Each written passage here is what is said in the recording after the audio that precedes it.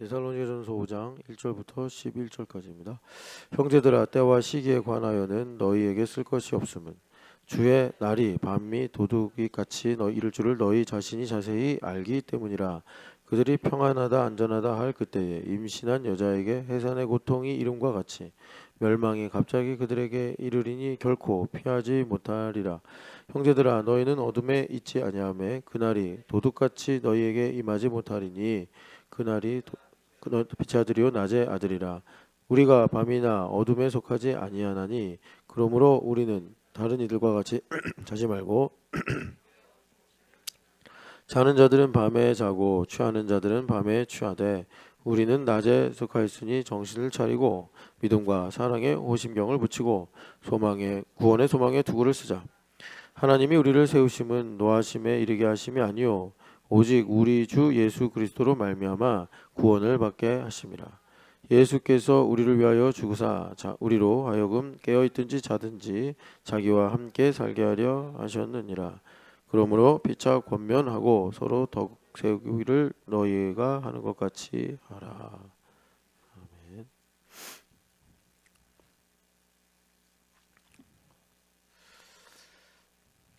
먼저는 데살로니가전서 여기 5장 1절 2절에 때와 시기에 관한 말씀이 나오는데, 우리가 이제 인생을 믿음으로 산다라고 할 때 하나님의 뜻을 깨닫고 그 뜻을 이루기 위해 사는 거죠.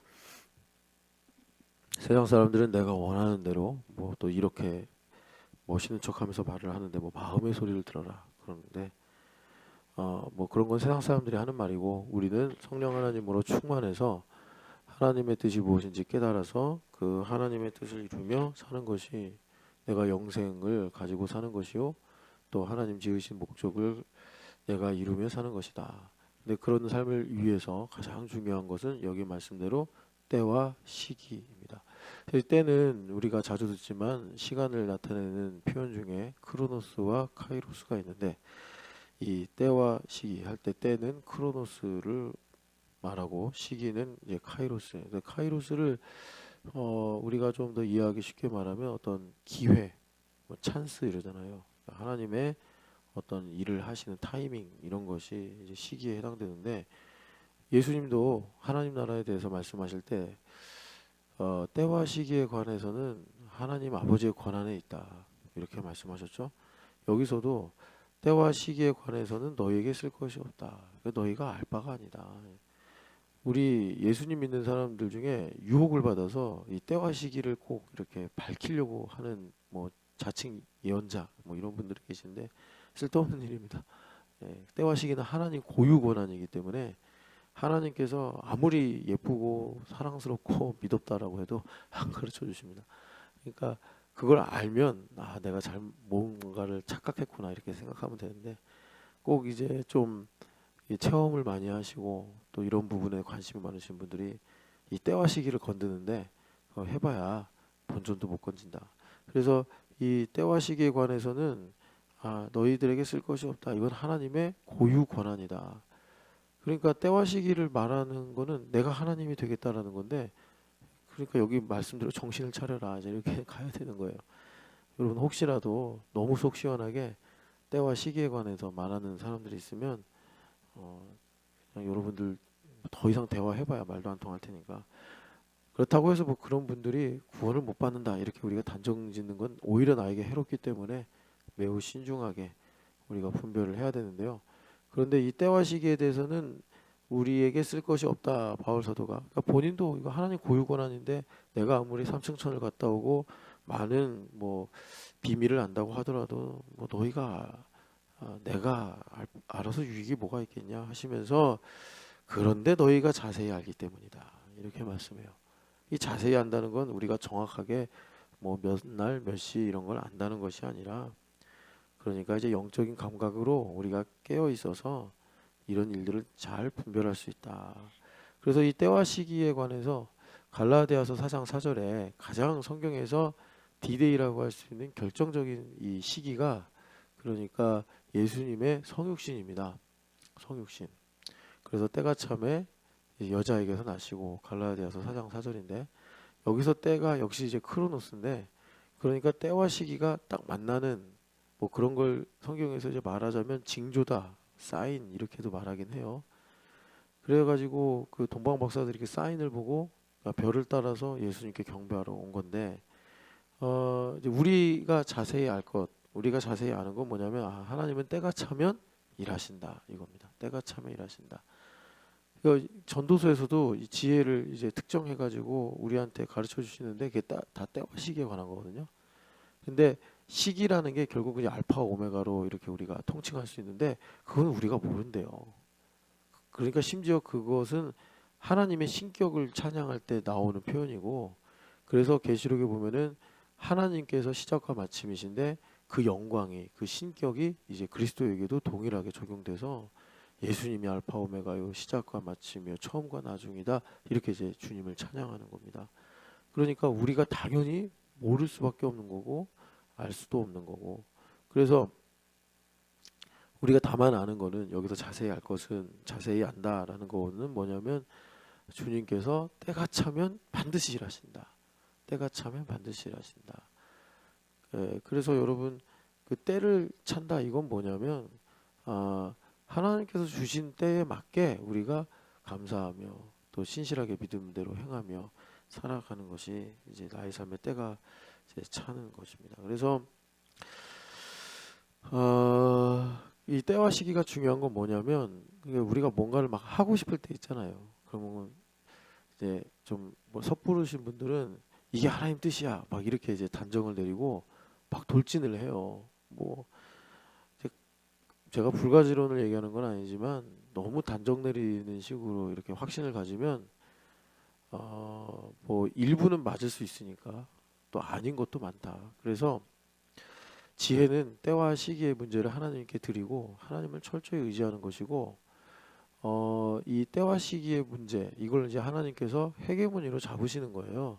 이거는 우리가 뭐 막 열심히 한다고 빨라질 수 있다, 이렇게 또 여러분 요행을 바라지도 마시고, 또 그냥 뭐 나는 한 몇 년이면 될 줄 알았는데 아유 뭐 10년이 지났는데도 안 되네, 낙심하실 것도 없어요. 하나님은 천년이 하루 같고 하루가 천년 같으신 분이라 우리 인생에게는 10년이 되게 긴데, 하나님은 여러분 우리 인생이 이제 그냥 살면 70이고 강건하면 80이라고 모 선생님이 말씀하시잖아요. 그것도 눈 깜짝할 사이래요. 하나님은 눈 깜짝할 사이. 뭐 그냥 휙 지나가듯이 우리 인생을 하나님은 보시니까, 그 앞에서 뭐 30년이 지나갔네, 50년이 지나갔네. 여러분 여기 성경에 보면은 하나님께서 어떤 하나의 시기를 넘기실 때 무려 400년이 넘어가는 것도 있습니다. 그러니까 하나님 앞에서 여러분 지혜는 뭐냐면, 시기를 논하지 마라. 빠른 애 늦네 하지 말고 때를 채우는데 성실하게 살면서 하나님을 기뻐하고 즐거워하는 것이, 그것이 지혜다. 이걸 이제 여러분들한테 성경에서 이제 말씀하는 거예요. 그래서 시기와 때를 하나님께 드려야 그 시기라는 것을 말하는 일이 있지 않겠습니까? 뭐가 해결되거나 뭐가 나타나거나 이런 거요. 그런 일들이 하나님의 일이 돼야지. 이런 일에 이제 우리가 하나님의 일을 방해할 때가 있는데, 그게 뭐냐면 다 된 밥에 코 빠뜨린다고 계속 인간의 누르고 섞는 거예요. 누르고 섞는 거예요. 우리가 유월절, 무교절, 초하루 이러잖아요. 그게 다 한 세트예요. 무교절이 일주일 가잖아요. 무교절이 왜 무교절이죠? 누룩을 넣지 않는 빵을 먹는다, 무교절이잖아요. 근데 그 무교절의 첫날이 유월절이고, 무교절 중에 안식 후 첫날이 초실절이란 말이에요. 그러니까 무교절 안에 세절기가 다 들어가 있는 거예요. 그러니까 이 세절기가 다 한 통속인 거예요. 다 연결되는 거예요. 뭐가 연결되는 거냐? 하나님의 일의 시작을 우리한테 가르쳐 주는 거예요. 그래서 특별히 이제 무교절 보면은 절대로 이제 누룩을 넣지 마라. 우리가 먹는 빵들은 다 누룩을 넣어가지고 부드럽고 감미롭고 뭐 이러잖아요. 근데 누룩을 넣지 않은 빵은 딱딱하고, 이제 막 뭐 이제 잇몸이 약하신 분들은 먹으면서 이거 어떻게 먹냐 막 이런단 말이에요. 근데 이제 그런 느낌으로 하나님께서 이제 무교절, 그러니까 이제 우리의 누룩을 섞지 않아야 하나님의 일이 시작이 되는데, 거기 보면 이제 뭐 띠를 띠고 지팡이를 잡고 쓴나물을 먹으면서 무교절 일주일을 보내면서, 사실 그래가지고 이제 출애굽이 시작이 되는 거 아닙니까? 하나님의 일이 딱 시작이 되는 것인데, 우리가 이 시기와 때에 계속 간섭을 하려고 그러면 무슨 일이 되는 거냐면 누룩을 계속 뿌리는 거예요 거기다가. 그럼 하나님은 또 누룩을 빼야 돼요. 누룩을 빼야 돼. 그러니까 여러분 그 제가 오늘 여기 이제 정말 여기 충격적인 말씀이 뭐냐면 너희는 빛의 아들이라 이 말입니다. 너희는 빛의 아들이라. 이거 되게 충격적인 말씀인데 그러니까 저는 그런 거예요. 오늘 이 말씀 묵상하면서 여러분들이 제일 많이 복을 받았으면 좋겠는데 제발 제가 정말 플리즈를 한 100번 붙여서 박복하게 살지 마라. 제발 제가 그렇게 말씀드리고 싶어요. 박복하게 살지 마라. 그러니까 이제 이 누룩을 섞는 일과 좀 성격이 비슷한 일이라서 제가 여러분들한테 제발 요청드리는데 박복하게 사는 거는 바가지에 구멍이 뚫려가지고 바가지에 하나님께서 복을 잔뜩 주셨는데 그게 물이 새듯이 줄줄줄줄줄 흘려 보내는 거예요. 아 정말 박복하게 살면 안 돼. 예수님 믿는 사람들은요.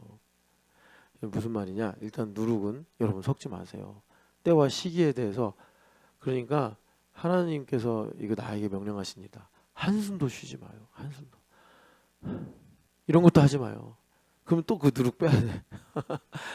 그러니까 어떻게 해야 되겠어요? 성령 충만해가지고 매일 기쁘게 내가 매일 기쁘게 그냥 예? 얼마 전에 명준이 형제가 자기 문신을 새기면 안 되냐 그러길래 내가 매일 기쁘게 그런 거 그런 건 내가 허락해줄게. 내가 매일 기쁘게. 그러면은 우리 명준이 형제도 참 하나님의 놀라운 은혜를 누리고 살 거예요. 근데 그 박복하게 사는 거 이런 거예요. 참 제가 너무 안타까워 이런 게. 그러니까는 이 박복하신 분들을 보면은 인생 자체가 좀 어려워요. 인생 자체가 그냥 뭐 힘들고 어려운 일이 많은 거예요. 뭐 돈 때문인지 뭐 인생에 사연이 있든지 뭐 아픔이 있든지 그래. 그래서 박복해. 예수님 믿는 사람들은요 이제 빛의 아들이다 여기 가서 좀 더 자세하게 보겠지만 그러니까 여러분 그 미국이 초강대국이잖아요. 역대의 제국들이 많아요. 성경 그 제국의 역사들을 주목하는데 왜냐하면 하나님의 경륜과 밀접하니까. 그래서 하나님께서 좀 간섭하신 제국이 물론 페르시아와 헬라도 있지만 우리가 다니엘서를 보면은 이제 바벨론, 느부갓네살 왕 이걸 이제 주목해서 보게 되고 그래서 바벨론이 어떤 차원 그러니까 이제 그 어떤 제국의 위용, 제국의 생리 뭐 이런 걸 좀 대표하는 것 같아요. 제국의 생리. 그러니까는 느부갓네살 왕이 야 이거 내가 한 거 아니야? 이랬다가 짐승으로 변해가지고 7년 동안 이슬 먹고 살았다. 다니엘서에 나오잖아요. 그러니까 이제 뭐 역사 속에는 만약에 기록이 됐다면 미쳤다 이랬겠죠. 그런데 7년 뒤에 제정신이 돌아와서 다시 바벨론 왕이 되는 이런 거. 그러면서 아 제국은 하나님이 세우시고 하나님이 허무실 수 있는 거구나. 이걸 하나님께서 계시하셨어요. 그리고 이 성경에서도 나오지만 그 제국에서 어떤 이 하나님을 대적하고 교회를 핍박하는 그런 일로 그래서 그 성경에 이제 짐승이 많이 나오잖아요. 계시록에도 나오고 다니엘서에도 나오는데 저는 그 짐승이 뭐 국가의 형태를 띤 제국의 이런 내용이 아닌가 이렇게 보는데 이게 로마잖아요. 로마. 그래서 그 네 가지 짐승을 보는데 마지막 짐승이 되게 잔인했다. 로마를 가리키는 환상이었잖아요.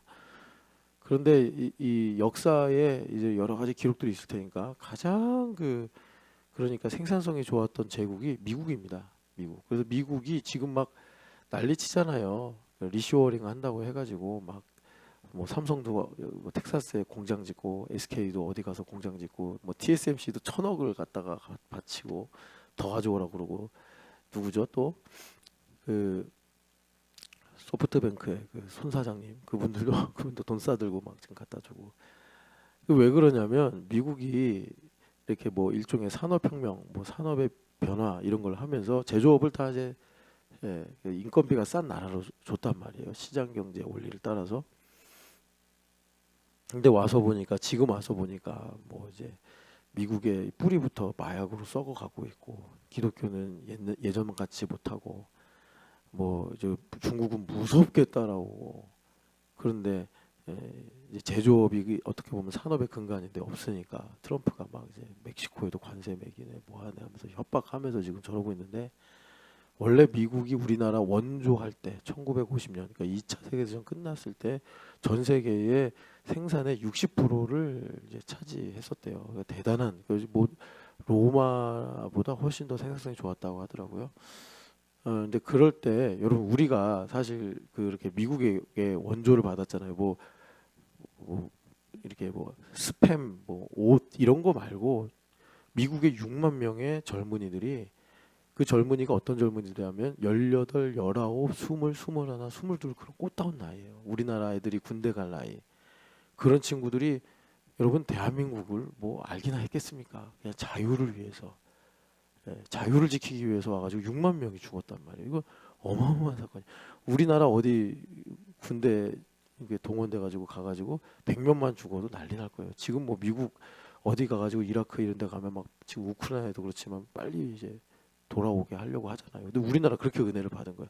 미국만 6만 명이니까 여러분 뭐 필리핀에서도 왔다지, 터키에서도 왔다지, 뭐 영국, 프랑스 뭐 여러 그래서 2차 세계대전보다 참전국이 많은 전쟁이 한국 전쟁이잖아요. 그 하나님께서 참 우리나라 불쌍히 여기셔서 은혜 주신 거죠.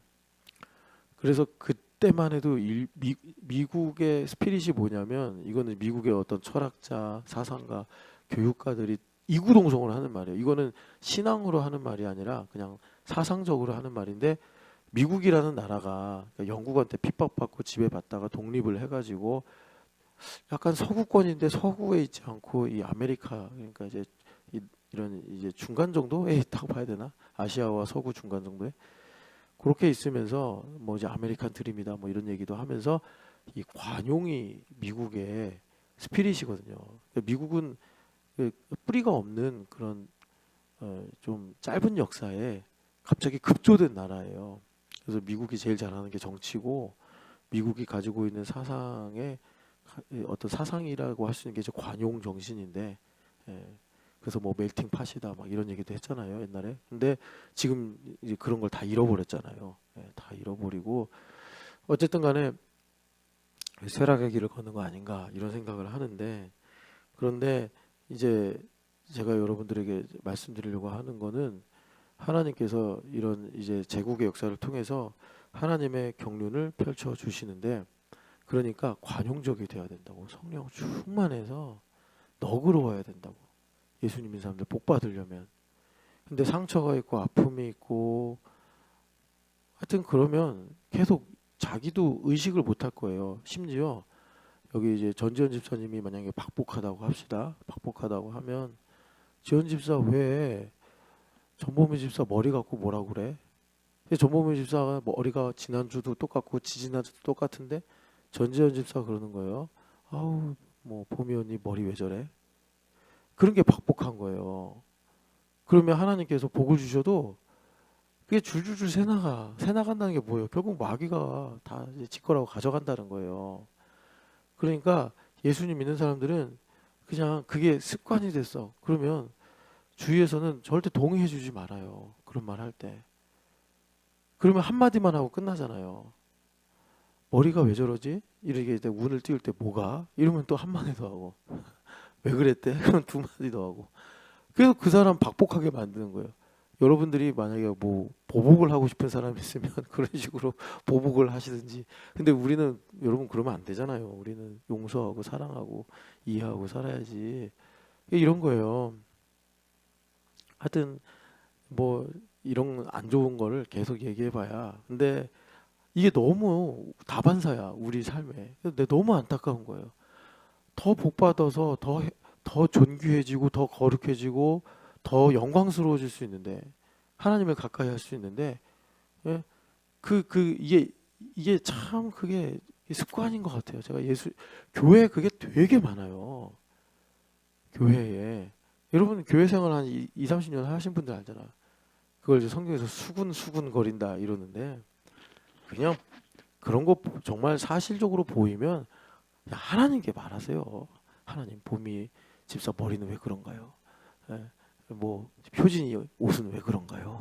그래서 하나님께 그래요. 하나님께 괜히 그거 여러분 괜히 인생 마이너스 하지 말고 우리 인생 안 그래도 플러스를 지향해도 걸림돌을 만나고 또 예기치 않게 비바람도 만나고 아니 그런데 왜 거기다가 또 생채기까지 내 가지고 더 박복하게 살려고 하냐고 부탁을 드립니다.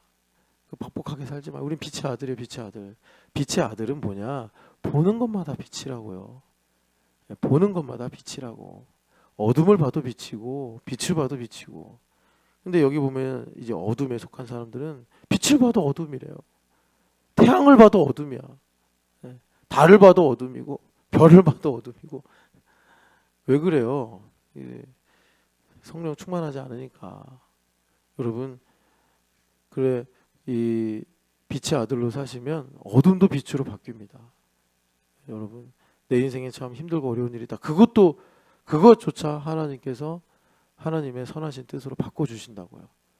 그런데 계속 그걸 단속을 못 해가지고 제가 정확하게 좀 장절을 기억 못하는데 시편에 파수꾼을 내 입에 세운대잖아요.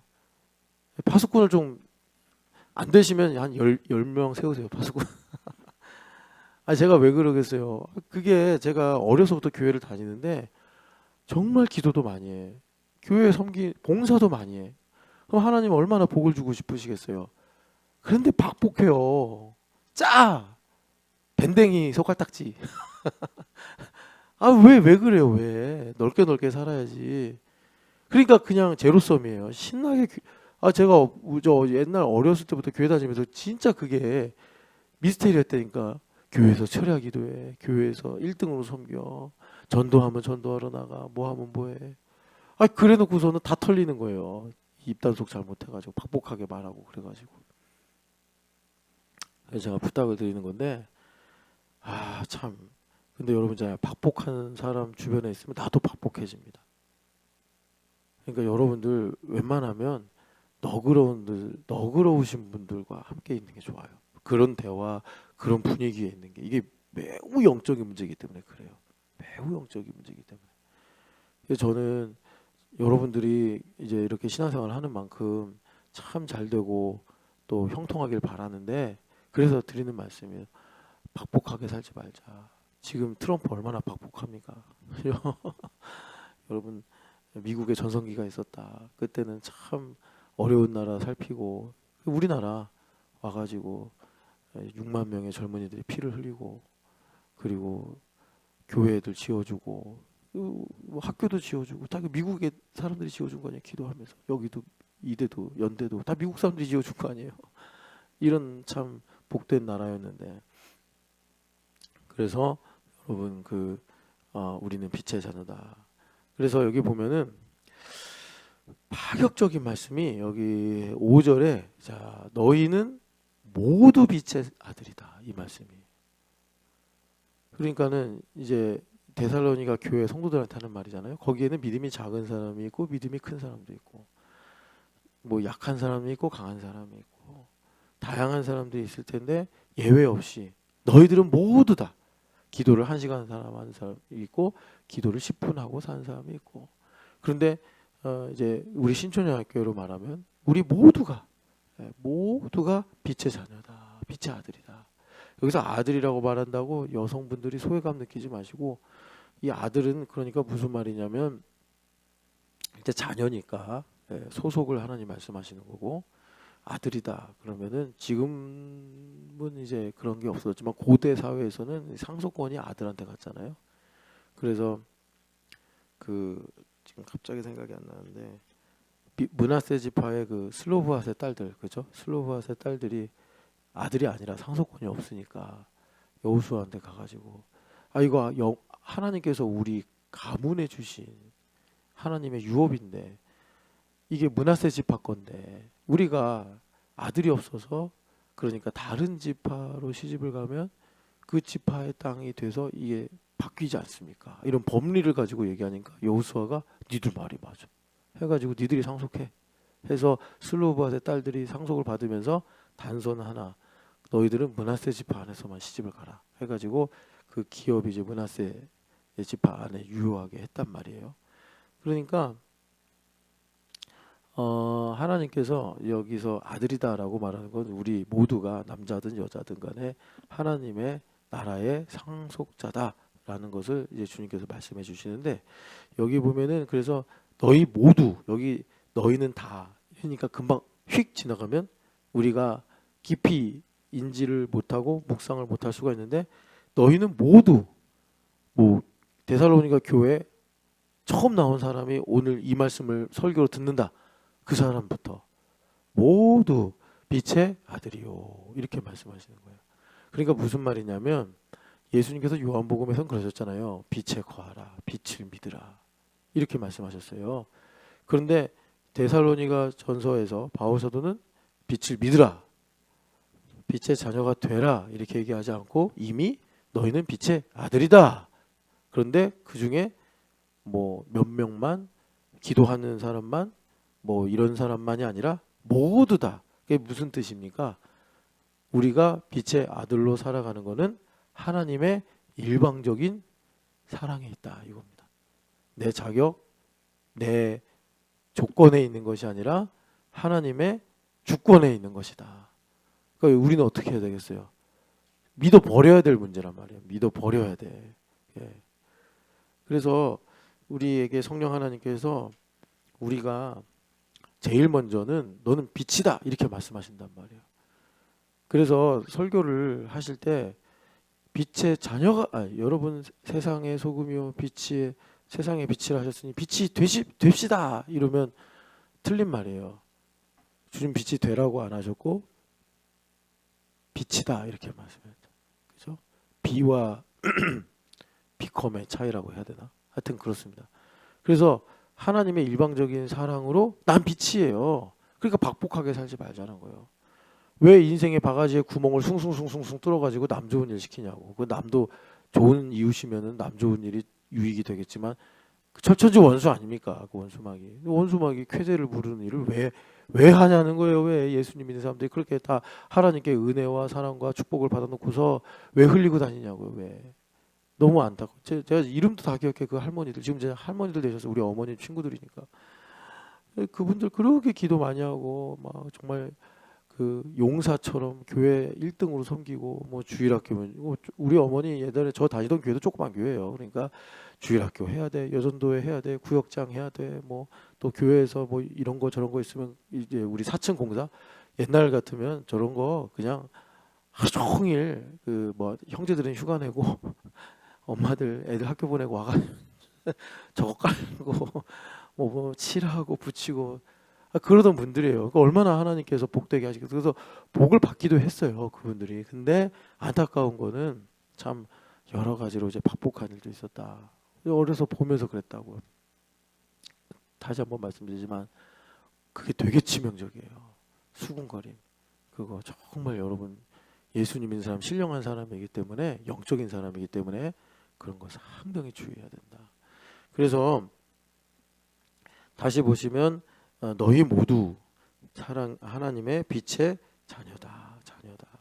그래서 이걸 하나님 일방적으로 주시는 건데, 자 여러분, 이제 우리가 분명히 믿음을 가져야 되는데, 믿음을 분명히 갖는다, 고백을 하면서 알아야 되는데, 그게 뭐냐면 우리가 교회를 다니잖아요. 자 이제 빛의 자녀 얘기하는 거예요. 잘 들으셔야지 박복하게 안 삽니다. 그러니까 잘 들어보세요. 그러니까 하나님께서 내가 잘한 것도 없고 내가 남들보다 뛰어난 것도 없는데, 그냥 하나님께서 이거는 역사가 시작되기도 전에, 하나님께서 창세기 1장 1절을 시작하시기도 전에, 영원이라는 뭐 시간, 영원이라는 차원 속에서 하나님 본질이 그래요. 나를 사랑하시기로 결정하신 거예요. 그러니까 이건 참 우리가 아무리 머리를 굴려도 이해할 수가 없는 건데, 내가 있기도 전인데 하나님 안에는 내가 있었고 그러니까 이게 좀 말이 안 되는데, 그런데 그 하나님은 그런 나를 사랑하기로 결심을 하셨다라는 거예요. 계획을 하셨고, 그게 이제 내가 빛의 자녀다, 빛의 아들이다라고 하는 것입니다.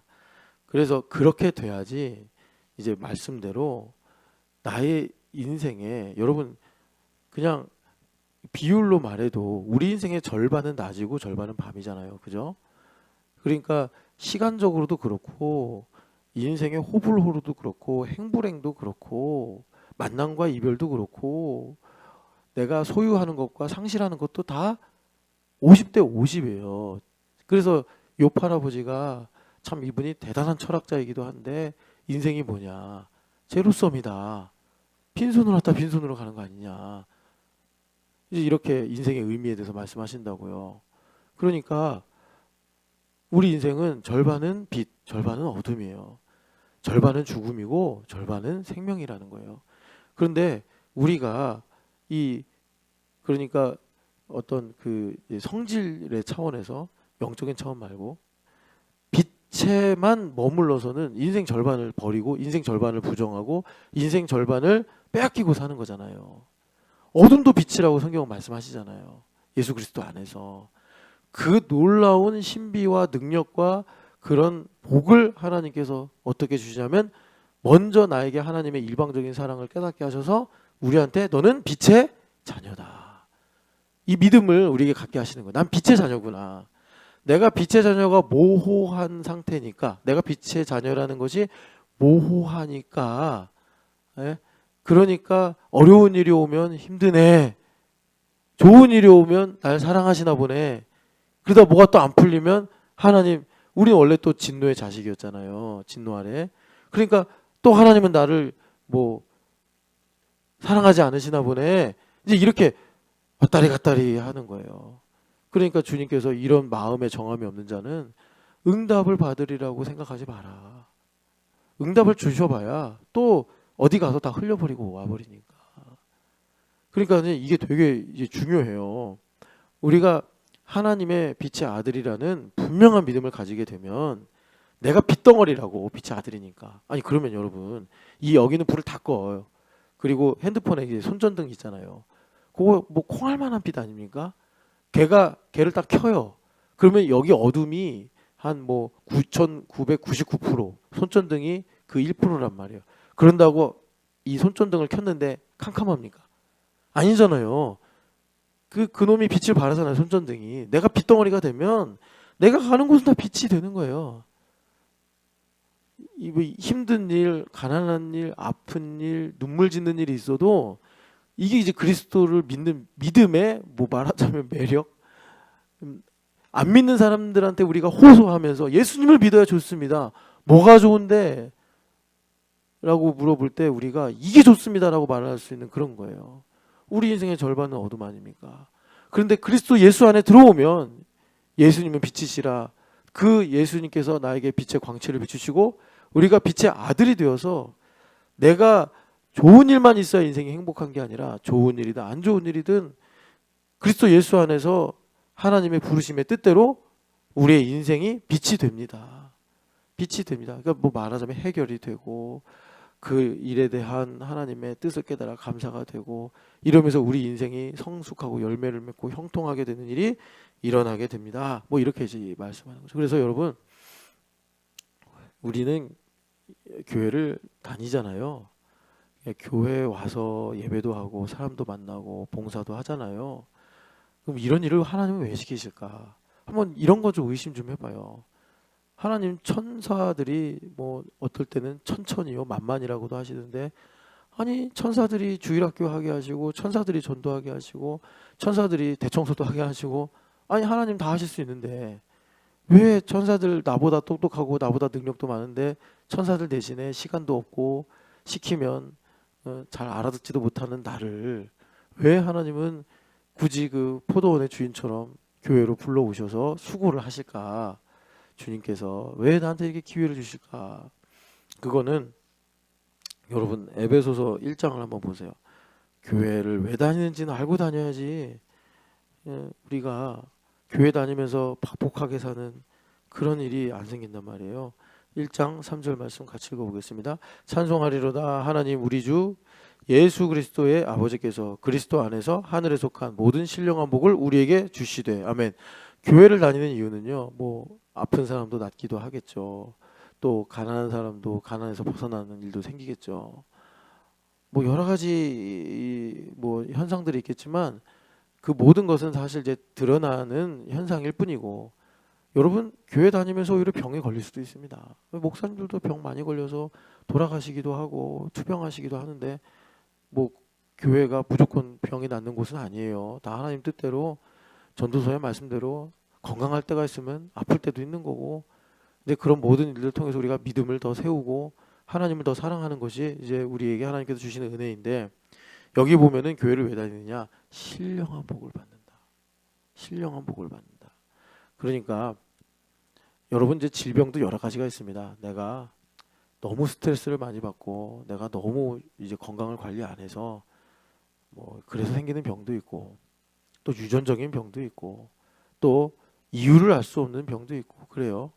그런데 이제 여러 그런 것들은 이제 케이스 바이 케이스로 좀 가름을 해야 되는데, 어떤 그 제가 볼 때 이게 이거 퍼센티지로 말하기는 어려운데, 신령한 복을 받는다는 게 뭐냐면 그 아래 이제 4절부터 6절까지 쭉 나오는데, 하나님의 예정하심을 깨닫는 거예요. 하나님의 예정하심을. 그럼 병이 나아요. 병이 나아요. 예정하심을 깨달으면. 그러니까 무슨 말이냐면, 하나님께서 전지현이 어떻게 살아야 될지 하나님의 예정하신 바가 있는데, 아니 전지현이 그냥 애 키우고 또 이사 갈 준비만 하느라고 하나님의 예정하심에 대해서는 묻지도 않고 구할 마음이 없는 거예요. 그러니까 전지현한테 하나님께서 폐에 이게 암인가 머식인가 알 수 없는 하나를 딱 만드셔서 가끔씩 쫄리게 하신단 말이에요. 암이면 어떡하지? 이러면서 이제 이런 일들로 전지현 집사님이 하나님밖에 없습니다. 뭐 하나님, 제가 제 인생을 늘리거나 줄일 수 있는 능력도 없고, 지우 현빈이가 아니라 성빈이 하나님 긍휼히 여겨주시고, 겸손하게 되면 전지현 집사님에게 하나님께서 교회됨을 통해서 신령한 복을 주셔가지고 창세전에 그리스도 안에서 전지현을 택하사 전지현을 향하신 하나님의 깊으신 뜻의 예정이 무엇인지를 알게 하셔가지고 은혜의 영광을 찬송할 때, 그때 주님께서 건강을 다시 주셔서 그 예정하신 뜻을 위해 또 믿음으로 살게 하시는 은혜를 주시더라라는 것입니다. 그래서 교회를 다니는 목적은 뭐 질병만이 아니라, 뭐 우리가 이제 일하다 보면 뭐 사업이 힘들어질 수도 있고 애들이 걱정을 줄 수도 있고 그렇잖아요. 이런 모든 일들을 할 때 하나님께서 이제 교회 다니면 해결받는다, 교회 다니면 복을 받아서 그런 문제들이 뭐 사라진다, 이렇게 이제 우리가 현상적으로는 보지만, 그것이 이루어지는 본질은 뭐냐면 신령한 복을 받아가지고 하나님께서 나를 향하여 세우신 예정하신 바. 근데 그게 뭐냐면 뭐 부모님 뭐 그 위에 그 정도가 아니라 창세전에. 그러니까 창세전에라는 건 뭐냐면 무슨 일이 있어도 변하거나 무슨 일이 있어도 덜하거나 더해질 수 없는 하나님의 완전하신 뜻이에요.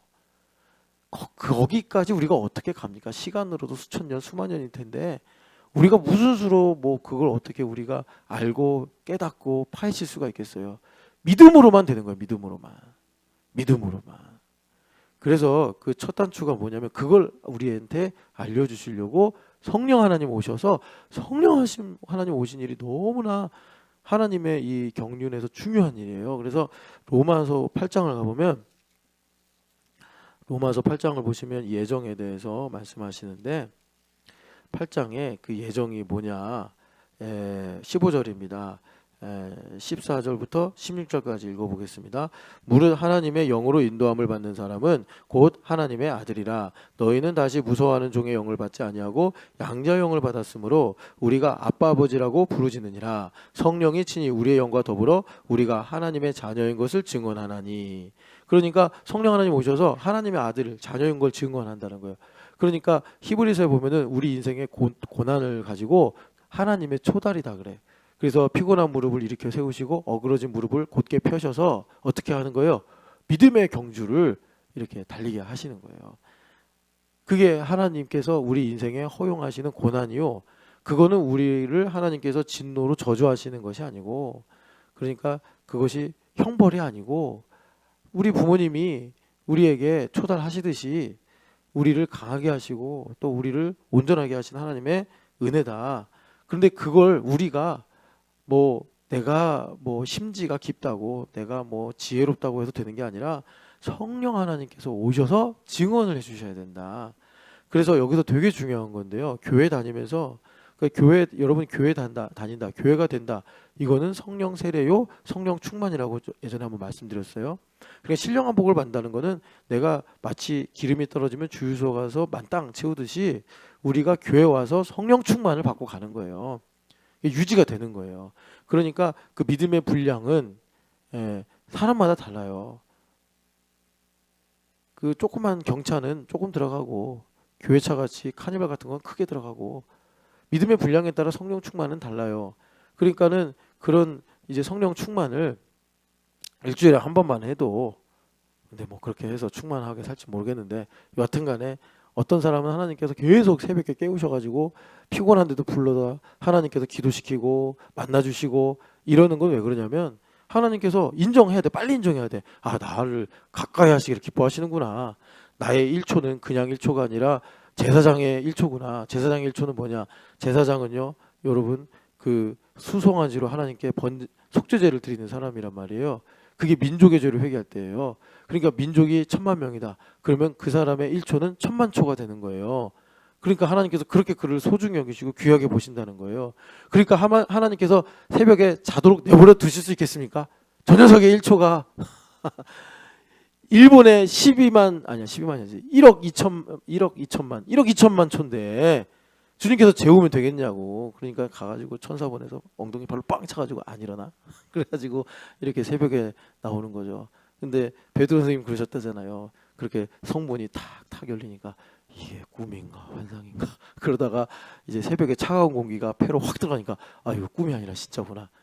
여기 혹시 지금도 이게 꿈인가 환상인가 그러지 마시고 하나님께서 나를 이렇게 정말 사랑하셔서 새벽에 깨우시는 거예요. 빨리 인정하셔야 돼. 되게 희한한 사람들이 있는데 하나님은 계속 너 사랑한다고 너 나 가까이 있어야 된다고 너 1분 1초 허투루 쓰면 안 된다고 계속 그러시는데 아니에요. 저는 하나님 그냥 평민으로 살 거예요. 그런 걸 뭐라 그래? 똥꼬집이라고 그래. 똥꼬집. 해봐야 여러분 그냥 나만 힘듭니다. 하나님 사랑 거부할 수 없어요. 그래서 빨리 인정하셔서 어떤 삶을 사셔야 되느냐? 성령 하나님을 여기 뭐라고 이제 말씀하시냐면 양자의 영이다. 이렇게 말씀하세요. 양자의 영이 좀 여러분들에게 와닿지 않을 수 있는데 여기 그 다음에 하나님을 아빠 아버지라 부른다. 이게 아빠가 여러분 고딕체로 쓰여져 있을 거예요. 그러니까 이 아람어라는 거예요. 아멘 뭐 이런 말씀처럼 아람어인데 그러니까는 여러분 그 하나님을 아버지라고 부르는 거는요 유대인의 세계관에선 불경죄예요. 우리는 맨날 하나님 아버지 맨날 이렇게 부르니까 그냥 쉬운데 예수님께서 내 아버지는 이랬다가 돌에 맞아서 죽으실 뻔했어요. 유대인들은 진짜 진지하게 하나님을 경외했어요. 예수님 당시에 유대인들은 온갖 뭐 포로기 또 중간기 이런 시절을 겪으셔가지고 이분들은 하나님의 이름 딱 나오면 망령되 일컫지 말라고 하셨고 거룩한 이름이다 하셨으니까 서기관 같은 사람들은 멀쩡히 세붓인데도 말이에요 하나님 이름이 나오면 팍 꺾어버려가지고 다시 세붓으로 쓰고 그랬단 말이에요. 그러니까는 얼마나 하나님의 이름을 경외했는지 하나님의 초성만 남고 모음은 다 빠져버린 거예요. 그러니까 우리가 지금 하나님 이름을 몰라. 사실은 여호와라고도 하고 순복음에서는 야훼라고도 하는데 천국 가봐야 알 수 있어요. 그거는 학문적으로 연구해서 밝혀낸 바기 때문에 그만큼 하나님의 이름을 경외했단 말이에요. 그런데 예수님께서 오셔가지고 나와 아버지는 하나이니라 이러니까 유대인들이 신성모독이다 이러가지고 막 예수님 죽이려고 했던 거예요. 그런데 성령 하나님 내 안에 오셔서 감히 사실 두려워서 입에 담기도 어려운 이름인데 그 하나님을 아빠 아버지라 부르게 하신다는 거예요. 이게 엄청난 또 충격입니다. 하나님을 아버지라 부르게 하신다니. 아니 우리가 뭐 여러분 하나님하고 동급입니까? 하나님에 비교할 수 있는 거룩함이 있습니까? 우리가 그렇다고 뭐 하나님을 열렬히 그런 정말 아들을 주신 바만큼 우리가 하나님을 사랑합니까? 하나도 안 되잖아 우리는요. 근데 내 안에 예수님 때문에 그 예수님을 증언하시는 성령 하나님께서 나로 아버지라 부르게 하신다는 거예요. 이 시작이 신령한 복을 받는 거예요. 하나님의 예정하심을 깨닫게 하는 거예요. 그래서 이것을 가지고 어떻게 되느냐? 우리가 믿음으로 말미암아 의로워지는 삶을 사는 거예요. 그러니까 이제 오늘 시간이 다 돼서 여기서 마무리를 하는데 믿음으로 말미암아 의로워진다는 건 뭐냐면 여러분들 새벽에 나왔잖아요. 얼마나 피곤해요. 예전에 어떤 분한테 새벽에 나와야 됩니다. 하나님 당신 그렇게 사랑합니다. 했더니 이런 말 하더라고요. 새벽에 나오면 그냥 회사 가서 계속 졸린대. 못 나가겠대. 뭐 어떡하겠어요. 자기가 그렇다는데 뭐. 저는 좀 일찍 자고 시간을 많이 자면 되잖아요. 많이 좀 일찍 자고. 그까짓 거 뭐 여러분 뭐 조금 덜 자가지고 일해서 인생 크게 바뀌덥니까? 예? 안 되잖아요. 그냥 그러면 하나님 능력으로 산다 생각하고 그냥 불 끄고 빨리 자고 새벽에 그냥 아주 맑은 정신으로 기도하고 그럼 잠이 안 부족하잖아요. 제 말은 뭐냐면 7시부터 만약에 9시까지 활동하는 사람이라면 5시부터 7시까지 활동하면 되잖아요. 그러면 새벽 예배도 하고 그게 훨씬 더 생산성이 좋다니까요. 나중에 여러분 인생 한 10년 한번 보면. 근데 하나님을 안 믿으니까 그냥 자기한테 익숙한 대로 7시부터 9시까지 딱 이렇게 사는 거기에 이제 나를 맞춰 산다는 거예요.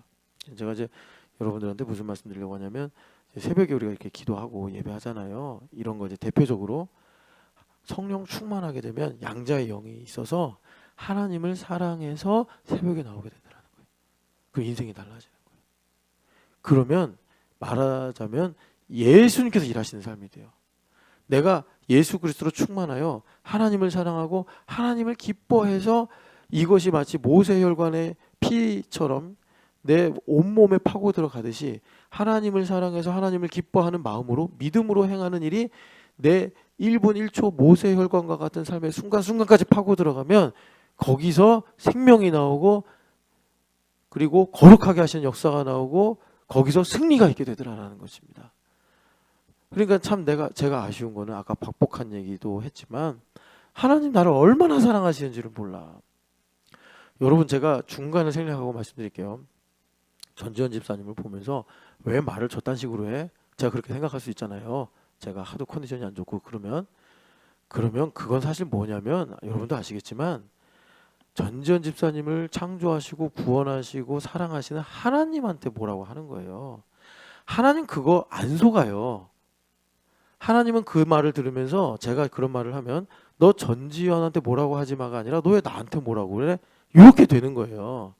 그러니까 제가 그렇게 말했잖아요. 그렇게 박복하는 말을 하시는 분들 보면 이 안 풀리는 뭐가 있다고. 응어리 같은 게 있다고. 그러니까 이 응어리를 갖고 하나님한테 원망을 갖고 있는 거예요. 교회는 오래 다녀가지고 그러면 안 된다라는 생각이 있으니까 차마 하나님 저한테 왜 그러셨습니까? 저 이런 일 때문에 하나님이 싫습니다. 전 이것 때문에 하나님 만족할 수 없습니다. 전 이것 때문에 제가 구원받았다는 사실을 가지고 하나님께 영광 돌릴 수가 없습니다. 딱 그런 응어리를 속에 뒀는데 교회를 하도 오래 다녀가지고 그거는 그냥 뭐 어디다가 이렇게 딱 금고처럼 모셔놓고 이제 박복하게 사는 거예요. 그러니 하나님과의 관계가 열려야 나의 인생에 정말 이민아 목사님처럼 3개월 살 겁니까? 6개월 살 겁니까? 저는 하나님을 찬양하며 3개월 살겠습니다. 그러면서 이어령 씨가 이제 딸한테 미안하잖아요. 뭐 김한기 씨랑 결혼해가지고 막 이제 저렇게 해가지고 마음이 아프잖아요. 그래가지고 이제 이어령 씨가 딸을 간호하는데 딸이 오늘 딱 일어나더니 다 나았네. 아빠 나랑 쇼핑 가자. 뭐 이러는 거예요. 아빠 나 무서워. 나 기도해줘 이러는 게 아니라 그래서 거기서 생명과 죽음이 하나구나. 이분이 말하자면 득도를 한 거예요. 그러면서 하나님 살아계시구나. 이걸 믿게 됐고 그러면서 자기가 이제 죽어가면서 마지막 인터뷰한 내용이 나오잖아요. 딸이 나보다 훨씬 더 잘 살았다고. 딸이 그랬던 거 기억한다. 어느 아침 딱 일어나더니 아빠 나 병 다 나았어. 나랑 쇼핑 가. 딸이 말했던 그 말이 무슨 뜻인지 알겠다고. 그런 고백을 하셨는데 우리 하나님께서 우리를 그렇게 양자영으로 충만하게 하셔가지고 나로 빛의 아들이 되게 하사 내가 좋아하는 사람만이 아니라 내가 나를 힘들게 하는 원수의 얼굴도 빛의 얼굴로 보게 하시고 나의 인생에 행복한 시절만이 아니라 나의 인생에 힘들고 고단했던 시절조차도 빛으로 보게 하신다. 그것이 구원이고 그것이 하나님의 나라고 그것이 하나님의 능력이요 지혜다. 주님께서 우리에게 말씀하시는 거예요. 그런데 이제 아까 우리가 읽었던 데살로니가전서 5장 본문을 보면 그렇게 살려면 잠에 취하지 말고 밤에 취하지 말고 밤에 잠을 자면 안 된다. 무슨 말이냐? 영적 전쟁에서 승리해야 된다. 그러니까 우리가 어둠에 함몰되는 게 뭐예요? 원수마귀는 와가지고요. 너 슬프지? 너 힘들지?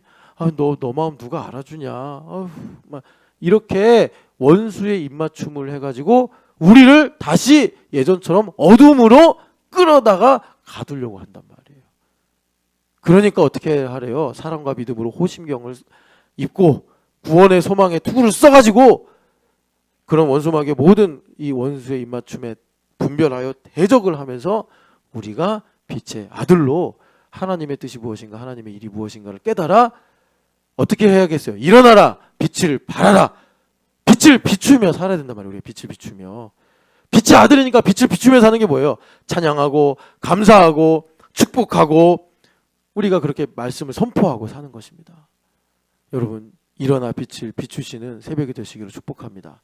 사랑하는 하나님 아버지, 우리에게 오늘 성령 충만하게 하셔서 하나님 각자의 인생에 참 크고 작은 여러 가지 어려움과 아픔과 문제가 있지만 그것만 생각할 때는 정말 설악산의 대청봉처럼 너무나 높고 너무나 커서 내가 그것을 가지고 압도당하기도 하고 눌리기도 했지만 하늘을 보니 하나님 그것은 또한 작은 하나의 그냥 점과 같은 일이었음을 깨닫게 됩니다. 하나님 아버지, 설악산이 아무리 높은 단들 비행기 아래서 보면은 성냥갑만 한 게 설악산인데 우리가 하나님의 사랑과 은혜를 모르니 그저 그냥 하나님 설악산은 높고 저 산을 언제 넘어가나 우리는 항상 탄식하고 눌렸지만 양자의 영으로 충만하게 하셔서 이 시간 하나님을 아빠 아버지라 부르면서 하나님의 놀랍고도 크신 예정하신 뜻을 깨달아 하나님 아버지 빛의 자녀로 빛을 비추며 살아가는 저희들 되게 하여 주시옵소서. 부활하신 예수님의 이름으로 기도합니다.